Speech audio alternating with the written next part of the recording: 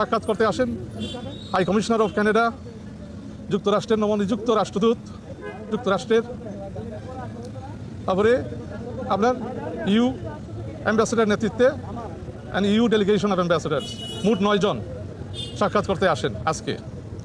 এই সাক্ষাৎগুলো অত্যন্ত কড়াইল ছিল, এখানে দ্বিপাক্ষিক বিষয় নিয়ে আলোচনা হয়েছে। জনাব তারেক রহমান সাহেবের আগামীতে সরকার গঠন করলে বিএনপি কী ধরনের উন্নয়ন পরিকল্পনা উনি নিচ্ছেন, উন্নয়ন ভাবনা, আমাদের 31 দফার বিভিন্ন বিষয় নিয়ে আলোচনা হয়েছে।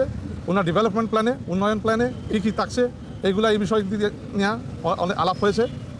এবং আমরা ওনার নেতৃত্বে ইনশাল্লাহ বাংলাদেশের জনগণের ম্যান্ডেট নিয়ে সরকার গঠন করলে বিএনপি কীভাবে কানাডা যুক্তরাষ্ট্রের সাথে বাইল্যাটারাল রিলেশনশিপ স্ট্রেংথেন করবে এবং ইউর সাথেও আমাদের বাইল্যাটারালি এবং মাল্টিল্যাটারালি অনেক কাজ আছে যেগুলো আমরা অব্যাহত রাখবো।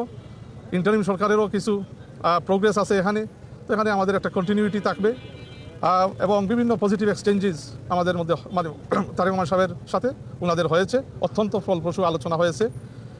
Thank you.